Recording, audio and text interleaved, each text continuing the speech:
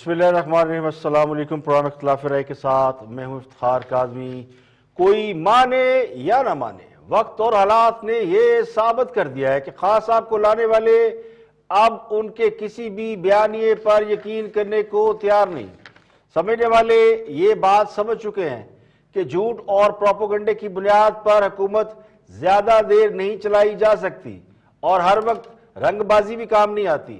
خان صاحب اور ان کے وزراء نے پوری کوشش کی کہ کسی طرح ایک بار پھر غداری اور ملک دشمنی کے سرٹیفکیٹ بانٹے جائیں، عسکریت پسندی کے الزام لگائے جائیں۔ یہ اسی قسم کے الزامات ہیں جو خان صاحب اپنے سیاسی مخالفین پر لگاتے رہے ہیں اور بائے کرنے والے ان کی یہ تھیوری اور یہ بیانیاں بائے کرتے رہے ہیں۔ لیکن اس بار الٹی ہو گئی سب تدبیریں۔ اب کسی کا یہ خیال تھا کہ سنگین الزامات لگا کر کالعدم تحریک لبیک کا زن بچہ کولو میں پیس دیا جائے اور ادارے کو ان کے سامنے کھڑا کر دیا جائے جو دشمن اور غدار کو معاف نہیں کرتا، مگر یہ سازش پوری طرح ناکام بنا دی گئی ہے۔ نہ ملک دشمنی کے سرٹیفکیٹ کام آئے، نہ غداری کا چورن اس بار بک چکا ہے، کیونکہ جن کو ہاتھ لگ چکے ہیں انہیں معلوم ہے۔ اب کہنے والے کہتے ہیں کہ ڈانٹ بھی پڑی ہے، ہو سکتا ہے کان شان بھی پکڑائے گئے ہوں، کیونکہ کل تک جو حکومت مذاکرات سے مسلسل انکار کر رہی تھی اور مسل پاورز دکھا رہی تھی اور ڈنڈے کے زور پر اپنی رٹ قائم کرنے کا اعلان کر رہی تھی، پولیس اہلکار بھی شہید ہو رہے تھے اور دوسری طرف سے عام لوگ بھی شہید ہو رہے تھے۔ نہ صرف ان لوگوں سے اب مذاکرات کیے گئے جن پر الزام لگائے گئے، بلکہ جو بیانیہ حکومت بنا رہی تھی وہ بیانیہ بھی واپس حکومت کے منہ پر آن گرا ہے۔ حکومت کے اپنے فیصلے کالعدم قرار دیے گئے ہیں، یعنی جو حکومت نے اناؤنس کیا تھا یہ کر دیں گے وہ کر دیں گے، وہ سب فیصلے واپس۔ اب اس پوری صورتحال پہ اگر آپ غور کریں تو یہ اتنا بڑا چینج کیوں آیا؟ یہ تو سب کو معلوم ہے کہ وہ جو ایک پیج تھا اب وہ ایک پیج نہیں رہا، اب ایک پیج پہ رہنے والے ایک بیانیہ بنا رہے ہیں اور دوسرے جو وہ ہے جو سمجھتے ہیں کہ جو اس سے پہلے بیانیوں نے بیچے گئے وہ بھی سب جھوٹے تھے۔ تو اس کی وجہ وہی پچھتاوا ہے۔ وہ بیانیہ جو خان صاحب نے نواز شریف کے خلاف بلڈ کیا تھا اسے بیچ کر تو وہ حکومت بنانے میں کامیاب ہوئے تھے۔ خان صاحب نے جس طرح اس ملک کے سٹیک ہولڈر کو نواز شریف کے خلاف شیشے میں اتارا تھا اس کا پول کھل چکا ہے۔ وہ بیانیہ بھی پروپیگنڈے اور جھوٹ کے سوا کچھ نہیں تھا، تو اب کوئی یقین کرنے کو تیار نہیں ہے۔ کل تک جو لوگ خان صاحب کو سچا، ایماندار، اپرائٹ سب کچھ سمجھتے تھے وہ اب اپنی غلطیوں کا کفارہ ادا کرنے کی کوشش کر رہے ہیں اور کہتے ہیں نا اپنے گندے کپڑے لانڈری میں دھوتے پھر رہے ہیں۔ تو پوچھنے والے یہ پوچھ رہے ہیں کہ اس سارے جھگڑے اس فساد میں سے کس نے کیا حاصل کیا؟ حکومت اور تحریک لبیک کی جو لڑائی ہے اس میں کیا تحریک لبیک جیتی ہے، حکومت جیتی ہے، یا کوئی اور تیسرا اس سے فائدہ اٹھا گیا ہے اور اپوزیشن کیوں پیچھے پیچھے رہ گئی ہے؟ اب جو لوگ اپنی غلطیوں سے سیکھ کر اسے سدھارنے کی کوشش کر رہے ہیں ان کے چہرے سامنے آئے ہیں۔ بہت سے لوگ ایسے سامنے آئے ہیں جن کو یہ معلوم ہے کہ خاص اب جو غلطی کرنے جا رہے تھے اس کے نتائج بہت بھیانک ہو سکتے تھے۔ جس طرح حکومت نے تیاریاں کی ہوئی تھی اور اپنی آستینیں چڑھائی جا رہی تھی اور جیلم کے پل کو بنکرز میں تبدیل کر کے وہاں پہ لا انفورسمنٹ ایجنسیوں کو بندوقیں دے کر کھڑا کر دیا گیا تھا، جو دشمن کو گولی مارنے میں رتی برابر دریغ نہیں کرتے، جن کا کام یہ کہ انہیں پتا ہو سامنے دشمن ہے تو وہ فائر کر دیتے ہیں۔ تو جس طرح حکومت مظاہرین کو ملک دشمن ثابت کرنے کا بیانیہ بنا رہی تھی، اگر وہ بیانیہ بلڈ ہو جاتا تو اس کے نتائج کیا نکلتے؟ تو یہ تھی وہ سازش جو ناکام بنا دی گئی ہے۔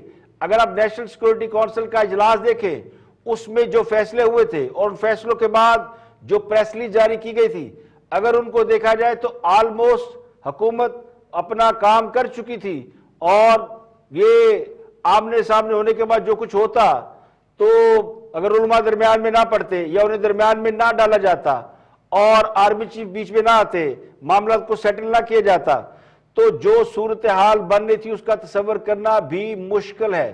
تو پہلے تو کہنے والے کہتے ہیں کہ ڈانٹ ڈپٹ کر کے معاملات کو مذاکرات کی طرف لایا گیا۔ حکومت اس سے پہلے مذاکرات پہ نہیں آ رہی تھی، وہ کسی کو کہہ رہی تھی کہ بھارت سے فنڈنگ ہو رہی ہے اور یہ دہشت گرد ہے اور یہ کالعدم تنظیم ہے اور یہ عسکریت پسند ہے، ملیٹنٹ ہے، اور ہم انہیں ملیٹنٹ کی طرح ڈیل کریں گے، تو ان سب کا لپوٹ کے منہ پہ مارا اور اس کے بعد مذاکرات کی طرف لایا گیا اور پھر ایک معاہدہ کرایا گیا۔ اب یہ پہلا معاہدہ نہیں جو تحریک لبیک اور حکومت کے درمیان ہوا ہے یا تحریک لبیک اور اس ملک کے سٹیک ہولڈروں کے درمیان ہوا ہے، اس سے پہلے بھی بڑے معاہدے کیے گئے۔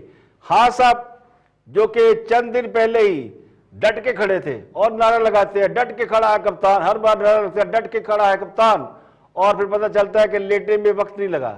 ابھی ڈی ڈی آئی سی کی تقرری والا معاملہ سب کے سامنے ہے، وہاں بھی کپتان ڈٹ کے کھڑے تھے، اور پھر کیا ہوا سب کو معلوم ہے کہ 2 منٹ لگے۔ تو تحریک لبیک کے معاملے میں بھی خان صاحب نے فوراً یو ٹرن لے لیا، اور یہ خان صاحب کی کوالٹی ہے کہ یو ٹرن لیتے وہ نہیں گھبراتے، لیکن اس یو ٹرن میں بہت سے لوگ پس گئے ہیں، اس میں بہت سے وزراء کی جو سبکی ہوئی ہے یا وہ قربانی کے بکرے بن گئے ہیں، ان میں فواد چودھری اور شیر رشید سر فہرست ہے۔ ان کو پہلے چابی بھری گئی، ان سے بڑھ کے مروائی گئی، اور جب ان کو پڑی ڈانٹ تو خان صاحب نے کہا ساڈا ذمہ توش پوش۔ خان صاحب کے پیچھے اور سب سے جو زیادہ سبکی ہوئی ہے جن کے ساتھ سب سے زیادہ بری ہو رہی ہے وہ ہمارے دوست فواد چودھری ہیں۔ پتہ نہیں انہوں نے کس بنیاد پہ بڑھ کے ماری اور کس طرح وہ جو ان کی پریس کانفرنس اگر آپ دیکھیں کسی کو یاد ہو تو انہوں نے بڑی بڑی باتیں کی، اور انہوں نے کہا جناب اب تو ہم مسل کے رکھ دیں گے، آپ چیز کیا چٹکے مسل دیں گے، ہم نے دہشت گردوں کو مار بگایا، ہم نے پتہ نہیں کیا کیا۔ تو ان کی گفتگو سے لگتا تھا کہ ان کے اندر کسی نے ٹھیک ٹھاک ہوا بھری ہے۔ اب فواد چودھری وہ ہے جنہوں نے مولانا مفتی منیب الرحمان کا بہت ریکارڈ لگایا تھا، بہت توا لگایا تھا، انہوں نے پرانے دور کا قرار دیا، رویت الحلال کمیٹی سے انہیں ذلیل کر کے نکالا، روز ان کی بے عزتی کرتے تھے کہ ان کو پتہ نہیں، ان کی عزت کی باقاعدہ دھجیاں اڑائی گئی۔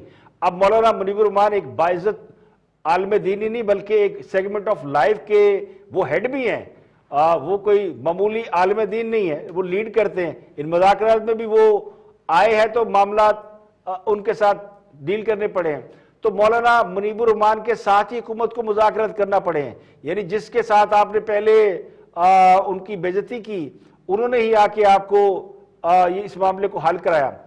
مفتی منیب الرحمان نے شیر رشید اور فواد چودھری کا نام لے کر ان کی زبان درازی کے بارے میں جو الفاظ ادا کیے ہیں اس سے ان دونوں کا بہت توا لگ رہا ہے، اور ویسے تو پی ٹی آئی کے اکثر لوگ ہی سوچے سمجھے بغیر بولتے ہیں، تو مولانا منیب الرحمان نے شیر رشید اور فواد چودھری کے بولنے کی بیماری کو ایک ایسی بیماری سے تشبیہ دی ہے جو کہ خفیہ رکھی جاتی ہے۔ سیدھا لوگ ہیں، انہیں اپنی زبان و بیان پر کنٹرول ہے، شیخ رشید اور فواد چودھری کی طرح ان کے منہ میں نہیں ہے کہ جو آئے چلے جائیں اور جس کو چاہیں ملک کا غدار قرار دے دیں۔ تو میرے نزدیک مسئلہ صرف فواد چودھری اور شیر رشید کا نہیں ہے بلکہ تحریک انصاف کے اکثر رہنما سوچے سمجھے بغیر بولتے ہیں، اور ترجمان تو سوچنے سمجھنے کی زحمت ہی نہیں محسوس کرتے، مخالفین پر چڑھ دوڑتے ہیں۔ اب بدقسمتی سے خان صاحب کے نزدیک رہنے کے لیے اسے سب سے بڑی کوالیفیکیشن سمجھا جاتا ہے، جتنے آپ آؤٹ سپوکن ہوں اور یہ کوالٹی یعنی بندہ کتنا زبان دراز ہو۔ زبان دراز اس لیے کہا جاتا ہے کہ اگر آپ کے منہ سے کوئی اچھی باتیں نکل رہی ہوں تو پھر الگ بات ہے، لیکن اگر آپ بری باتیں نکال رہے ہوں اور بلا وجہ بولتے جا رہے ہوں اور لوگوں کی بے عزتیاں کرتے پھر رہے ہوں تو پھر انہیں زبان دراز کہا جاتا ہے۔ اب فواد چودھری اور شیر رشید کی قسمت خراب کہ وہ مفتی منیب الرحمان کے ہتھے چڑھ گئے جنہیں پہلے ہی بہت غصہ تھا، اور تحریک لبیک کے معاملے میں یہ دونوں ایکسپوز ہو گئے ہیں۔ ویسے تو پوری حکومت ہی اس معاملے میں ایکسپوز ہو گئی ہے، کالعدم تحریک لبیک اور حکومت کے مابین جو کچھ ہوا ہے اس میں سب سے زیادہ نقصان حکومت کو ہوا ہے، سب سے زیادہ ایکسپوز حکومت کو ہوئی ہے۔ اب فواد چودھری اور شیر رشید ویسے بھی تحریک انصاف کے کوئی فاؤنڈر ممبر نہیں ہے، کوئی کارکن نہیں ہے۔ شیر رشید الگ جماعت سے ہیں، وہ اتحادی ہیں، اور فواد چودھری جو ہے ان کو شامل کیا گیا تھا تحریک انصاف میں جب تحریک انصاف جیتنے والی تھی۔ اب دونوں حضرات خود کو اسٹیبلشمنٹ کا آدمی قرار دیتے ہیں، یا انہیں سمجھا جاتا ہے، یا پرسیپشن بلڈ کرتے ہیں، لیکن یہ حقیقت ہے کہ دونوں جب بھی حکومت اسٹیبلشمنٹ کی مرضی کی آئی ہے یا ان کے لوگوں کی آئی ہے تو دونوں کسی نہ کسی عہدے پر رہے ہیں، چاہے جنرل مشرف ہو، چاہے پیپلز پارٹی ہو، یا پھر آج عمران خان کی حکومت ہو، تو جو خود کو اسٹیبلشمنٹ کے بہت قریب سمجھتے ہیں، افواج چودھری مشرف صاحب کے بھی قریب تھے، پیپلز پارٹی کے بھی ساتھ تھے، شیخ رشید بھی مشرف کے قریب تھے، اب خان صاحب کے بھی ساتھ ہیں، تو مفتی منیب الرحمان صاحب نے جس طرح ان دونوں کی شان میں قصیدہ گوئی کی ہے، سمجھنے والے یہ سمجھ رہے ہیں، بلکہ ان کو سمجھنا چاہیے کہ کہانی مک گئی ہے۔ اب یہ جو خود ساختہ ترجمانی کے میڈل وہ لگائے پھرتے تھے کہ جی ہمیں پتہ ہے، ان سے اعلان لا تعلقی ہو چکا ہے۔ جو گیٹ نمبر 4 پہ خود کے بیٹھنے کے دعوے کرتے تھے اور دعوے کرتے تھے ہمیں پتہ ہے کون گیٹ نمبر 4 سے گھستا ہے، کون آتا ہے، کون جانتا ہے، تو ان سے پوچھنا یہ تھا کہ حضور گیٹ کھلا ہے کہ بند ہو چکا ہے؟ تو لگتا ہے کہ ان کا اپنا گیٹ بھی بند ہو گیا۔ حکومت اور تحریک لبیک کے درمیان جو معاہدہ ہوا اس کے حوالے سے بہت سے سوال اٹھ رہے ہیں کہ اس معاہدے کو خفیہ رکھا جا رہا ہے تو کیوں رکھا جا رہا ہے؟ اس کے بہت سے نکات سامنے آئے، تو موٹے موٹے نکات کے مطابق تحریک لبیک میں سے کالعدم ختم کیا جائے گا، اور فرانسیسی سفیر کے معاملے میں تحریک لبیک جو ہے وہ بیک آؤٹ کر گئی ہے، یعنی انہوں نے اس معاملے سے وڈرا کر لیا ہے، یہ معاملہ پارلیمنٹ میں لے جایا جائے گا، اور اس کے علاوہ تحریک لبیک کے جو امیر ہیں حافظ سعد رضوی ان کو رہا کر دیا جائے گا۔ تو اگر دیکھا جائے تو تحریک لبیک کچھ نہ کچھ لے کر ہی اس معاملے میں آ رہی ہے، لیکن ابھی بھی یہ معاملہ جو ہے وہ پوری طرح حل نہیں ہوا۔ لیکن بقول مولانا بشیر فاروقی جو اس معاہدے میں شامل تھے اور جنہوں نے جا کے آرمی چیف سے ملاقات بھی کی، انہوں نے یہ فرمایا کہ یہ معاہدہ army chief general Qamar Javed Bajwa کی ذات بابرکات کی وجہ سے ہوا ہے، یعنی ان کی ذات بابرکت اس کی وجہ سے یہ معاملہ ہوا ہے۔ تو اس کا مطلب یہ ہے کہ باجوہ صاحب کی ذات اس میں شامل ہوئی ہے تو یہ معاملہ حل ہوا ہے، یہ مولانا بشیر فاروقی نے فرمایا۔ وہ 1000% اس کام میں سے یہ ملک میں ہو جائے بس۔ اچھا، تو کیا کہتے ہیں چیف صاحب، کیا رائے رکھتے ہیں کہ کیا بہت اچھے استعمال کیا نہیں، طاقت کا استعمال بالکل نہیں، بالکل وہ صرف مذاکرات کا ہے، اور الحمدللہ ان کی برکتوں سے سارا کام ہو گیا۔ اور آپ سمجھتے ہیں کہ اس تمام جو سیٹلمنٹ ہوئی ہے اس میں آرمی چیف کا ایک بڑا کردار ہے؟ 1000% اور یہ دیکھیں یہ ماشاء اللہ معاہدہ طے ہو چکا ہے میرے ہاتھ میں، آپ دیکھ سکتے ہیں۔ تو بشیر فاروقی کے بیان کو اگر دیکھا جائے تو اس کا مطلب ہے کہ فوج اپنی ریپیوٹ بہتر کر رہی ہے، باجوہ صاحب کی ساکھ بہتر ہوئی ہے، کیونکہ ایک بہت بڑا طبقہ مجھ سمیت بہت سے لوگ مذاکرات کے حامی تھے، جو جنگ و جدل نہیں چاہتے، جو لوگ لانگ مارچ اور دھرنے نہیں چاہتے۔ مجھ جیسے لوگ سمجھتے ہیں کہ یہ ملک کے لیے اچھا نہیں ہے، اس معاملے کو افہام و تفہیم سے حل ہونا چاہیے تھا، اور نیک نیتی سے حل ہونا چاہیے تھا۔ یہ جو اس قسم کی ہم نے دیکھی ہے پچھلے چند دنوں میں صورتحال، یہ پیدا ہی نہیں ہونی چاہیے تھی۔ اگر حکومت تحریک لبیک کے ساتھ معاہدہ نہ کرتی اور کرتی تو اس کے اوپر امپلیمنٹ کرتی تو اسے اس معاہدے کے اوپر سٹینڈ لینا چاہیے تھا، اسے پورا کرنا چاہیے تھا۔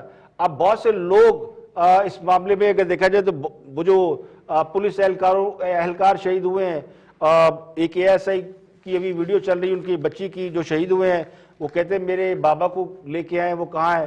تو جو لوگ اس معاملے میں شہید ہو گئے ہیں، جن کے بچے یتیم ہو گئے، تو وہ تو سوال پوچھتے پھرتے ہیں نا کہ ان کو اس سارے معاملے میں کیا ملا؟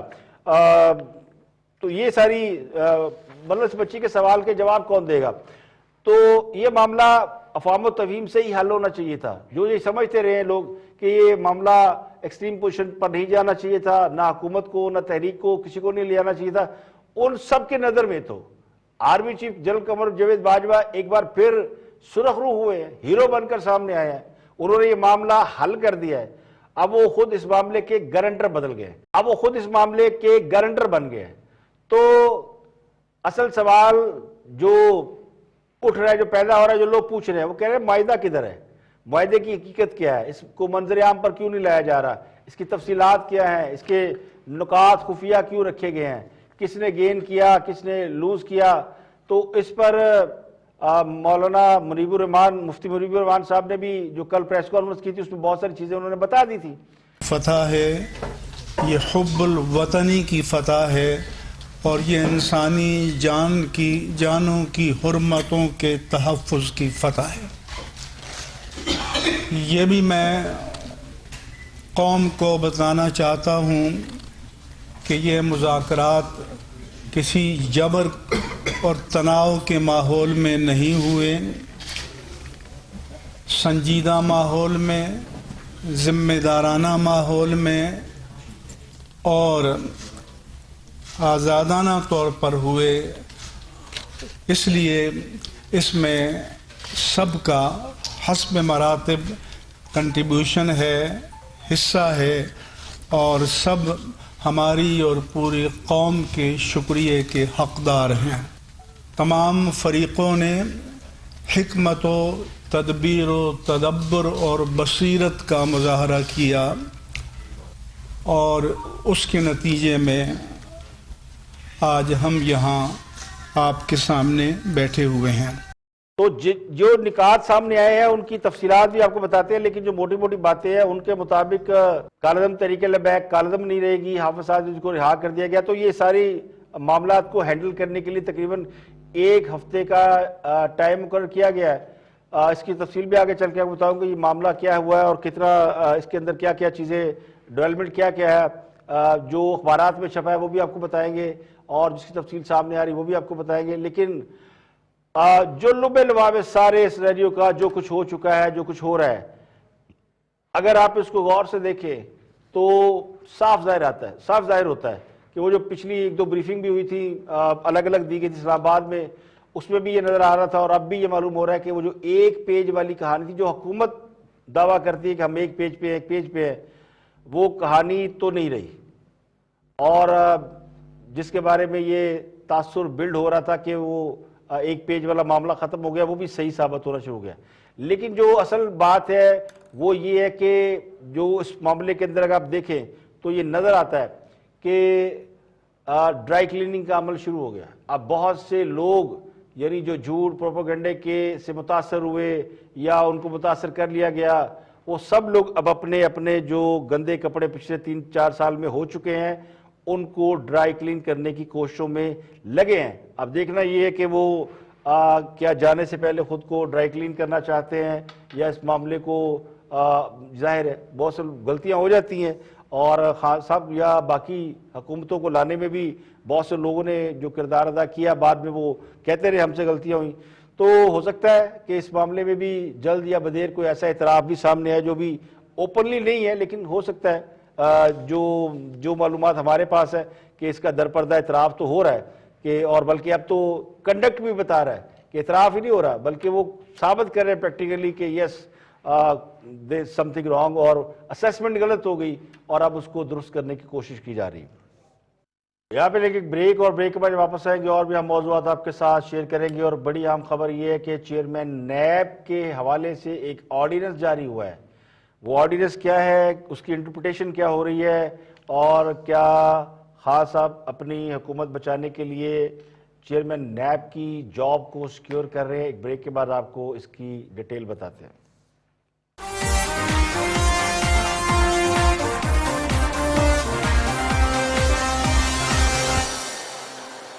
ویلکم بیک، آپ دیکھ رہے ہیں پروگرام اختلاف رائے اور میں افتخار کاظمی۔ ترمیم پہ ترمیم اور ترمیم میں ترمیم، صرف 25 دن بعد نیب کے ترمیمی آرڈیننس میں دوبارہ ترمیم کر دی گئی ہے، اور قومی احتساب بیورو نیب کا تیسرا ترمیمی آرڈیننس 2021 جاری کر دیا گیا ہے۔ اب حکومت اس حوالے سے یہ پروپیگنڈا کر رہی ہے کہ آصف علی زرداری، مریم نواز اور شہباز شریف کو ریلیف نہیں ملے گا۔ نیا آرڈیننس جو ہے وہ چیئرمین نیب کی جو کو ہٹانے کا اختیار ہے وہ سپریم جوڈیشل کونسل سے لے کر صدر پاکستان کو تفویض کر دیا گیا ہے۔ یعنی اس کا مطلب یہ ہے کہ اب چیئرمین نیب کو کوئی دنیا کی طاقت نہیں ہٹا سکتی، نہ سپریم جوڈیشل کونسل ہٹا سکتی ہے، کیونکہ ایک ہی طاقت تھی جو کہ چیئرمین نیب کو ہٹا سکتی تھی، وہ تھی سپریم جوڈیشل کونسل۔ لیکن اب یہ اختیار ان سے بھی واپس لے لیا گیا ہے، اور اب صرف صدر پاکستان اس بات کا فیصلہ کریں گے تو صرف 25 دن بعد ہی ترمیمی آرڈیننس بات کی چغلی کھا رہا ہے کہ صرف ایک آدمی کی جاب سیکیور کرنے کے لیے جلد بازی میں یہ آرڈیننس جاری کیے جا رہے ہیں۔ اس سے پہلے بھی آرڈیننس جاری کیا جس میں ان کی مدت ملازمت میں ایکسٹینشن دی گئی، اور اب ان کے جو اختیارات کے حوالے سے یعنی سپریم جوڈیشل کونسل ہٹا سکتا ہے جسٹس جاوید اقبال کو، لیکن یہ اختیار ان سے بھی واپس لے لیا گیا۔ تو جو پریس جاری کی گئی ہے پہلے وہ بتا دیتے ہیں کہ وہ کس بنیاد پہ اور کیا موقف اختیار کیا حکومت نے۔ حکومت یہ کہتی ہے کہ نیب ترمیمی آرڈیننس کے تحت دھوکہ دہی اور فراڈ کے کیسز واپس نیب کو دے دیے گئے، یعنی اپوزیشن کو ریلیف نہیں دینا، نہ زرداری صاحب کو، نہ نواز شریف کو، نہ کسی اور کو، نہ مریم نواز کو. یہ کہا گیا ہے کہ مضاربہ کیسز بھی نیب کو سونپ دیے گئے ہیں اور نیب آرڈیننس سے آصف زرداری، شاہد خان عباسی، مریم نواز اور شہباز شریف کو کوئی ریلیف نہیں ملے گا. پہلے سے قائم تمام منی لانڈرنگ کیس ویسے ہی چلیں گے اور 6 اکتوبر سے اس نئے آرڈیننس کا اطلاق ہوگا اور 6 اکتوبر سے پہلے کے فراڈ کے تمام مقدمات نیب سن سکے گا. جعلی اکاؤنٹ کے پرانے مقدمات نیب آرڈیننس کے تحت جاری رہ سکیں گے اور آرڈیننس کے تحت چیئرمین نیب کو عہدے سے ہٹانے کا اختیار سپریم جوڈیشل کونسل سے واپس لے لیا گیا ہے. چیئرمین نیب کی مدت ملازمت 4 سال ہوگی اور نیب چیئرمین کو عہدے سے ہٹانے کا اختیار صدر مملکت کے پاس ہوگا اور آرڈیننس کے مطابق چیئرمین نیب کو ہٹانے کے لیے وہی بنیاد ہوگی جو سپریم کورٹ کے جج کے لیے ہوتی ہے. تیسرے نیب ترمیمی آرڈیننس کے تحت زیر ضمانت کے تعین کا اختیار بھی نیب عدالت کو دے دیا گیا ہے. تو اس سے آپ سمجھ جائے کہ حکومت کرنے کیا جا رہی. لگتا یوں ہے کہ ہاں سب کے پاس اب ایک ہی چانس رہ گیا اور وہ چانس یہ ہے کہ نیب ہے ان کے انڈر کنٹرول. باقی سارے تو ہاتھ کھڑے کر چکے ہیں. وہ بڑے بڑے ادارے جو ہم نے ماضی میں دیکھے خان صاحب کے ساتھ کھڑے نظر آتے تھے، جن کی وجہ سے خان صاحب کو لاڈلا بھی کہا گیا، خان صاحب کو فیوریٹ بھی کہا گیا، ایک پیج کا بھی کہا گیا. تو اب وہ سارے القابات اور ساری حیثیتیں، سارے سٹیٹس جو ہے وہ کال آف ہو چکے ہیں. نیب کے چیئرمین کو ایکسٹینشن دی گئی ہے کیونکہ نیب کے پاس مقدمات ہیں اور نیب نے پچھلے 3 سال میں جتنے مقدمات بھی بنائے اپوزیشن کے رہنماؤں کے خلاف، ان میں سے ایک مقدمے کے تحت بھی کسی کو وہ ڈھنگ سے سزا نہیں دلا سکا. ایک کیس جو کہ سپریم کورٹ نے فارورڈ کیا تھا، جس کی خود سپریم کورٹ کے جج نے نگرانی کی تھی، اس کیس میں مریم نواز اور نواز شریف کو سزا ہوئی. وہ بھی کیس جو ہے وہ اپیل کے لیے گیا ہوا ہے اور وہ اگلے چند دنوں میں اس کی سماعت بھی ہونی ہے، تو اس کا فیصلہ بھی سامنے آنا ہے. تو کہنے والے یہ کہتے ہیں کہ کہیں نہ کہیں اس بات کا فیصلہ کر لیا گیا تھا کہ حکومت نے چیئرمین نیب کو جو ایکسٹینشن دی ہے، اس ایکسٹینشن کو سپریم کورٹ کے ذریعے یعنی سپریم جوڈیشل کونسل کے ذریعے اس کو ہٹا دیا جائے، کیونکہ اپوزیشن بھی اس کو چیلنج کر رہی تھی. اصولی طور پر، آئینی طور پر، قانونی طور پر یہ پارلیمنٹ کا استحقاق ہے اور یہ چیئرمین نیب کی تقرری کے لیے پرائم منسٹر اور اپوزیشن لیڈر دونوں مل کر اس بات کا فیصلہ کرتے ہیں. اور اگر وہ دونوں بھی نہ کر سکے تو اس کے لیے پھر کمیٹیاں بنائی جاتی ہیں، پھر معاملہ پارلیمنٹ میں جاتا ہے، تو اس کا ایک میکنزم طے ہے اور چیئرمین نیب کو کوئی بھی شخص نہیں ہٹا سکتا ماں سوائے اس طریقے سے جس طریقے سے کسی جج کو ہٹایا جاتا ہے. یعنی سپریم جوڈیشل کونسل ہی واحد فورم ہے جس کے ذریعے چیئرمین نیب کو ہٹایا جا سکتا ہے. تو اب یہ سارے اختیارات حکومت نے رکھ لی اپنے پاس کہ کہتے چیئرمین نیب نے کو ہٹانا دے اور نیب کے ذریعے ہم اپوزیشن کو کہا. تو اصل جو معاملہ ہے نا وہ مقدمات نہیں ہے، اصل معاملہ وہی ہے. یہ کہانی پھر سے ایک دفعہ دہرانے کی کوشش کی جا رہی ہے. وہی ایکسرسائز جو خان صاحب نے آتے کی تھی، مقدمات کھول دو، سب کو پکڑ لو، نیب کے ذریعے انویسٹیگیشن اور پھر سے اپوزیشن کو کارنر کیا جائے. لیکن اب حالات وہ نہیں ہے، اب یہ ایکسرسائز کامیاب نہیں ہوگی. یہ پتا ہونا چاہیے، آسان سی بات ہے کہ جو آرڈیننس کے ذریعے چیزیں امپلیمنٹ ہوتی ہیں وہ آرڈیننس کے ذریعے ختم بھی ہو سکتی ہیں اور آرڈیننس ایک مخصوص مدت کے لیے ہوتا ہے، یہ ہمیشہ کے لیے نہیں ہوتا. ہمیشہ کے لیے آپ کو پارلیمنٹ سے قانون سازی کرنی پڑتی ہے اور وہ بھی پارلیمنٹ اگر اس کو بدلنا چاہے تو وہ بھی دوبارہ قانون لا کر اس کو چینج کر سکتی ہے. تو یہ صرف جناب جسٹس جاوید اقبال صاحب کی نوکری کو محفوظ رکھنے اور ان کے ذریعے اپوزیشن کا مکھو ٹھپنے کے لیے یہ سارا کچھ کیا گیا ہے. اور یہ نظر آ رہا ہے کہ اب چیئرمین نیب کو پروٹیکٹ کرنے کی کوشش کی جا رہی ہے تاکہ اپوزیشن کو کسی طرح لگام میں ڈالی جا سکے. کیونکہ اس سے پہلے وہ جو پہلے یعنی جنہوں نے خان صاحب کے لیے بہت ساری فیسلٹیز ارینج کی تھی اور ان کو بہت ساری چیزوں سے محفوظ رکھا ہوا تھا، وہ تو اب نہیں ہے. تو اب ایک آ جا کے رہ گیا نیب. تو نیب کے ذریعے کوشش یہ کی جائے گی کہ سارے کیسز کو دوبارہ کھول کے دوبارہ ان کو کیا جائے. تو یہ ترمیم پر ترمیم ہو رہی ہے، اس کی وجہ صرف یہی ہے.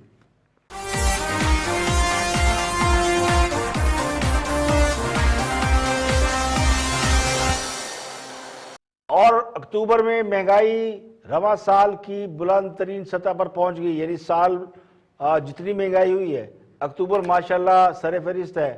اور ادارہ شماریہ جو حکومت کا اپنا ادارہ ہے وہ یہ بتاتا ہے کہ 2021 میں مہنگائی کی شرح 9.2% ہے. سپٹمبر میں یہ 9% تھی اور اکتوبر میں یہ 9.2 ہو گئی ہے. اور جو رپورٹ جاری کی گئی ہے ان کے مطابق جو شہروں کی رپورٹ جاری کی گئی ہے کہ اس میں مرغی جو ہے 17.9% بڑھی ہے اور سبزیاں 15.2، جبکہ گندم 7.2% بڑھی ہے.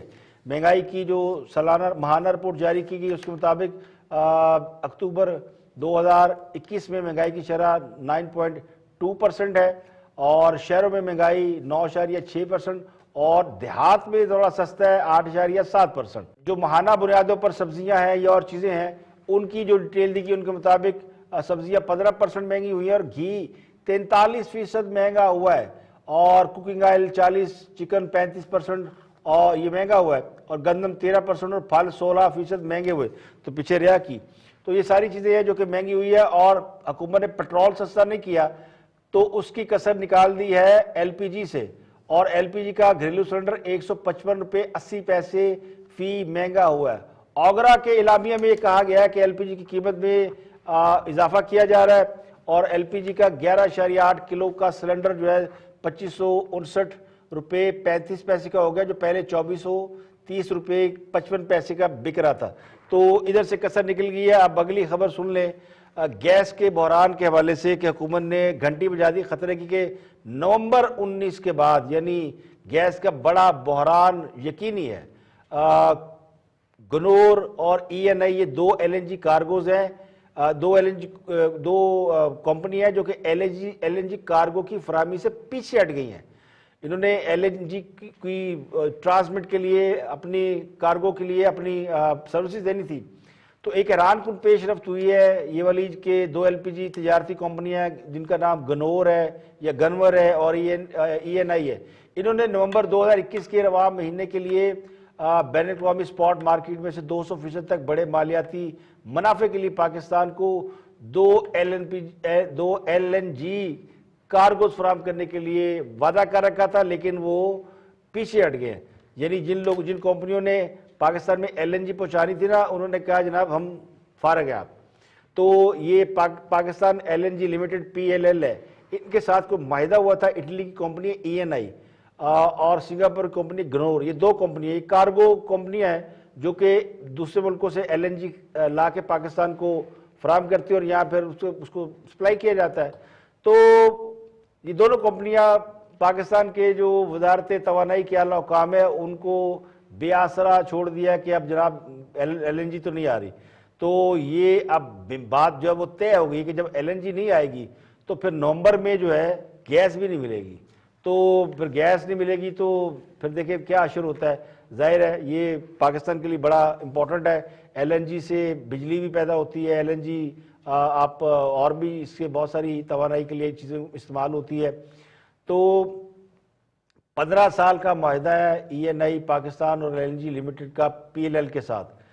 اس کے تحت ای این آئی برینڈ کے 11.95% پر ہر ماہ ایل این جی کارگو فراہم کرنے کی پابند ہے. گنور بھی اس کے ساتھ 5 سال کا ایگریمنٹ ہے اور وہ 11.62% پر کارگو فراہم کرنے کی پابند ہے اور ڈیفالٹ ہونے کی صورت میں 30% جرمانہ ہو سکتا ہے. تو دونوں کمپنیاں کہتے ہیں جرمانہ لے لو لیکن اسی تمہیں گیس نہیں دینی. اس وجہ کہ سپاٹ مارکیٹنگ میں منافع بہت زیادہ 200%، تو 30% لے لے کوئی پرابلم نہیں ہوتا. تو ہم اس ٹرم اینڈ کنڈیشن پہ پاکستان کو گیس نہیں فراہم کر سکتے. اگر آپ نے گیس لے لی تو بین الاقوامی منڈی میں جو بھاؤ چل رہا ہے اس کے مطابق خریدے اور پھر ہمارا کمیشن بڑھے گا تو ہم آپ کو سپلائی کر دیں گے کیونکہ کمیشن بڑھنے سے کچھ پرسنٹ ان کو بھی ظاہر ہے اس کا جاتا ہے. تو دونوں کمپنیوں کے ساتھ لانگ ٹرم ایگریمنٹ کیے گئے تھے لیکن دونوں کمپنیوں نے ہاتھ کھڑے کر دیے ہیں. تو سپاٹ ایل این جی کی قیمتیں اس وقت $30 سے $35 فی MMBTU پر منڈلا رہی ہیں جبکہ معاہدے $11 اور $10 کے ہوئے ہیں. تو یہ اس کی وجہ سے پرابلم آ گئی ہے. دونوں کمپنیوں کو بیک آؤٹ کرنے کی وجہ سے ملک میں گیس کا بحران جو ہے وہ یقینی ہو گیا ہے. لیکن چلتے چلتے ایک اور خبر جو ہے وہ میں آپ کو بتا دیتا ہوں. وہ بھی کچھ دیر پہلے میں نے ایک ٹویٹ دیکھا ہے فواد چوہدری صاحب کا.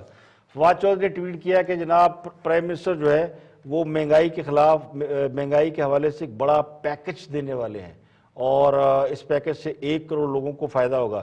یہ کوئی ٹرک کی نئی بتی ہے جو بالکل ابھی جلائی گئی ہے شاید، چونکہ میں ابھی پروگرام کر رہا ہوں میرے پاس ڈیٹیل نہیں ہے لیکن میں دیکھ رہا ہوں کہ میرے سامنے خبر موجود ہے کہ حکومت کے حوالے سے کہا جا رہا ہے، اور وزراء کہہ رہے ہیں کہ جناب ابھی چند ہی منٹوں میں یا چند گھنٹوں میں پرائم منسٹر ایک پیکج اناؤنس کریں گے جو کہ 1 کروڑ لوگوں کو اس سے ریلیف ملے گا۔ اور اللہ جانے، خاص اب جب بھی کسی چیز کو پیکج اناؤنس کرتے ہیں یا کوئی اس طرح کی بات کرتے ہیں تو پھر اس کے بعد جو حشر ہوں ہے وہ تو لوگ توبہ کر چکے ہیں، وہ تو کہتے ہیں مہنگائی کا ذکر ہی نہ کرے۔ یہ روایت نہیں اس حکومت کی کہ جس نے جس موضوع پہ بات کی، چینی پہ بات کی تو چینی فلوٹ کر گئی۔ اب بھی چینی ماشاءاللہ کے پی کے میں 130 روپے فی کلو مل رہی ہے، تو چینی یعنی اپنی قیمت سے کئی زیادہ مل رہی ہے۔ اب جب وہ پیٹرول کی بات کر رہے تھے تو پیٹرول پورے ملک میں شارٹ ہو گیا، اب انہوں نے بات کی ہے مہنگائی کی کہ مہنگائی میں ہم دے رہے ہیں ریلیف، تو اللہ خیر ہی کرے۔ یہ 9.2 آج ہے تو پتہ چلے کل یہ 10 پوائنٹ کچھ ہو گئی ہے، تو یہ بڑا خطرناک معاملہ ہے۔ لیکن فواد چودھری وہ کہتے ہیں نا اتنی عزت افزائی کے بعد بھی وہ ماشاءاللہ اس قابل ہیں کہ وہ بیان بازی کر سکے اور آ کے بتا سکے، ورنہ کل جڑی مفتی منیب نے کر دیتی ہے نا، وہ بات تو چاہیے سی کہ چھٹیاں لے کے یا ریزائن کر کے نا کوئی نتھیا گلی یا مارگلا کوئی ادھر ادھر جاتے کوئی چھٹیاں گزارتے 2 مہینے تو کم از کم بندہ منہ نہ دکھائے کسی نے۔ لیکن وہ یہی تو سیاست ہے اور یہی حکومت ہے کہ جناب جنی مرضی بستی کرو کوئی اثر نہیں ہوتا۔ تو مہنگائی جو ہے وہ اپنے عروج پر ہے، اور ابھی حکومت دیکھتے ہیں کیا پیکج اناؤنس کرتی ہے۔ یہاں پہ لیں گے بریک، اور بریک کے بعد واپس آئیں گے اور بھی ہم موضوعات آپ کے ساتھ شیئر کریں گے، ہمارے ساتھ رہیے گا۔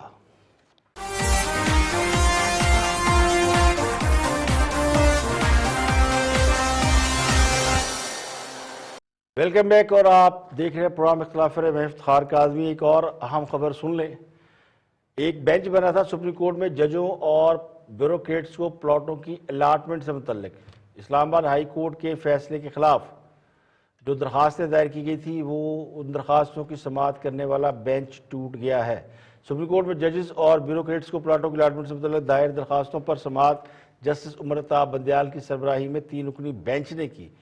دوران سماعت جسٹس منصور علی شاہ نے کہا کہ فیڈرل امپلائیز ہاؤسنگ فاؤنڈیشن قانون میں ملازمین کے ساتھ مخصوص افراد کا ذکر ہے۔ تو یہ مخصوص افراد کون ہیں؟ تو ہاؤسنگ فاؤنڈیشن کے وکیل نے بتایا کہ مخصوص افراد کا تعین سپریم کورٹ اپنے ایک 2019 کے فیصلے میں کر چکی ہے۔ سماعت کے دوران ہی جسٹس سجاد علی شاہ نے مقدمہ سننے سے معذرت کر لی، انہوں نے کہا میں یہ مقدمہ سن نہیں سکتا۔ تو اس کے بعد یہ بینچ ٹوٹ گیا ہے اور یہ معاملہ ہو گیا التوا کا شکار۔ آپ کو یاد ہوگا کہ بہت سے ججوں اور بیوروکریٹس کو پلاٹ الاٹ کیے گئے تھے، بلکہ کئی ججوں کے بارے میں کہا گیا تھا انہوں نے 2-2 3-3 پلاٹ لیے، اور ان کے خلاف پھر اسلام آباد ہائی کورٹ میں کیس گیا تو اسلام آباد ہائی کورٹ نے یہ معاملہ روک دیا اور پھر اس پہ ایک بینچ بنا دیا، اور وہ بینچ بھی آج جو ہے وہ ٹوٹ گیا ہے۔ ان درخواستوں پر اب نیا بینچ بنے گا، چیف جسٹس کو یہ معاملہ بھیج دیا گیا ہے۔ تو federal government employees housing foundation نے اسلام آباد ہائی کورٹ کے اس فیصلے کے خلاف اپیل دائر کر رکھی تھی جس فیصلے میں ججوں اور بیوروکریٹس کو جو دیے گئے پلاٹ تھے ان کی الاٹمنٹ منسوخ کر دی گئی تھی۔ یہ بڑا ہائی پروفائل سا کیس ہے جس کے اوپر آج ایک ڈیولپمنٹ ہوئی ہے۔ اور چلتے چلتے ایک آخری خبر آپ کے ساتھ شیئر کرتے ہیں۔ وہ خبر ہے شعیب اختر اور پی ٹی وی کے میزبان نعمان میں جو ہوئی تھی اپنا جھگڑا ہوا تھا۔ جھگڑا کیا ہوا تھا؟ ڈاکٹر نعمان نے بدتمیزی کی اور شعیب اختر کو کہا کہ وہ پروگرام سے اٹھ کر چلے جائیں۔ اس کے اوپر بہت لیدی ہو رہی ہے، تو آج پرائم منسٹر پاکستان نے بلا کے گفتگو کی ہے ڈیوڈ گاور سے اور سر ویمر رچرڈ سے۔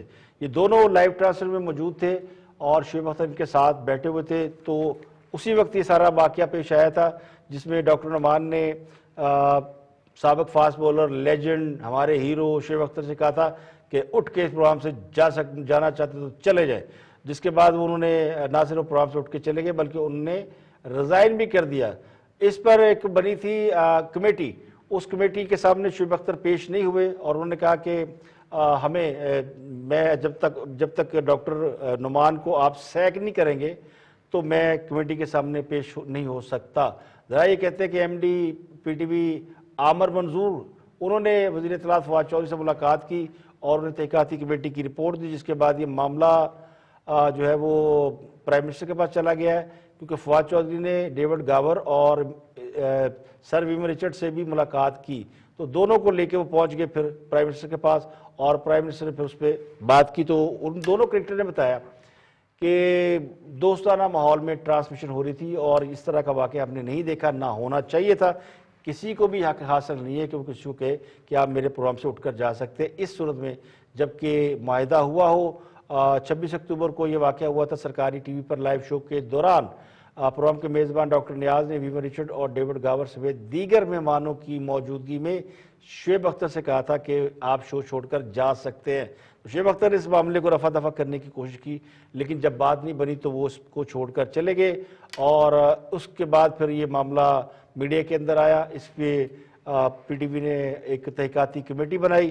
اس کمیٹی کی رپورٹ جو ہے اس کے بعد یہ ڈاکٹر نعمان کو ہٹا دیا گیا، لیکن وہ ابھی تک اپنے جو ان کی آفیشیل پتہ چلا ان کے 5-6 عہدے ہیں اور وہ کروڑوں روپے تنخواہ لیتے ہیں. تو یہ معاملہ ابھی تک جو ہے وہ ہنوز یعنی اس معاملے جو ہونا یہ چاہیے تھا کہ ان کو واقعی ہٹا دینا چاہیے تھا. مجھے ویسے افسوس یہ ہے کہ باقی جو کرکٹر وہاں بیٹھے تھے جن کے لیے اس نے فائٹ کی، خاص کر عاقب جاوید، وہ وہی بیٹھے ہوئے ہیں. یعنی بات ہو رہی تھی فاسٹ بالر حارث رؤف کی کہ حارث رؤف کو پی ڈی پی پروگرام نے ڈیولپ کیا اور لاہور قلندر نے اس میں بڑا رول پلے کیا ہے، اور انہوں نے کہا تھا سامنے بندہ بیٹھا ہوا عاقب جاوید کی طرف اشارہ کرتے ہوئے کہا تھا کہ اس نے یہ ہے مجرم حارث رؤف کو پاکستان کی کرکٹ ٹیم کا ہیرو بنانے میں یا لانے میں. یہ دراصل وہ کمپلیمنٹ دے رہے تھے، لیکن ڈاکٹر نعمان برا مان گئے اور انہوں نے شعیب اختر کو کہا کہ آپ روڈ ہیں اور آپ اٹھ کے چلے جائیں. تو جن کے لیے لڑائی وہ تو بیٹھے رہے. عاقب جاوید تو آج بھی ٹرانسمیٹ کے اندر بیٹھے ہوئے ہیں اور لہک کے باتیں کرتے ہیں. مجھے نہیں پتا وہ لہکتے کیوں ہیں. ان کے اس لہکتے اور لہرانے کے پیچھے کوئی راز ضرور پوشیدہ ہے کہ جس طرح وہ لہرا کے باتیں کرتے ہیں. تو وہ تو نہیں اٹھ کے گئے. اور باقی بھی کرکٹر اظہر محمود اور عمر گل وٹ ایور جو بھی لوگ بیٹھے تھے وہ بھی سارے ماشاءاللہ بڑے بڑے کرکٹر ہیں. تو ان سے ایک شکوہ تو بنتا ہے کہ ان کو کم از کم اس پہ پروٹیسٹ کرنا چاہیے تھا، لیکن چلے نہیں کیا. تو اب 2 انٹرنیشنل کرکٹر کو بلا کے خان صاحب خود اس معاملے کو ٹیک اپ کر رہے ہیں. جو اصل بتانے کی بات ہے، خان صاحب کو نہ مہنگائی کی فکر ہے نہ اس ملک کے عوام کے مرنے کی فکر ہے. کرکٹ کے اندر جھگڑا ہو گیا تو اس کو بھی خان صاحب نے نپٹانا ہے. یہ نہ فواد چودھری نپٹا سکتا ہے نہ کوئی اور نپٹا سکتا ہے. ایک ہم تو خان صاحب پہ تو یہ تو کام تھا، ہم کہہ رہے تھے کہ جناب ان کو کرکٹ بورڈ کا صدر بنائے تاکہ کرکٹ اچھی ہو.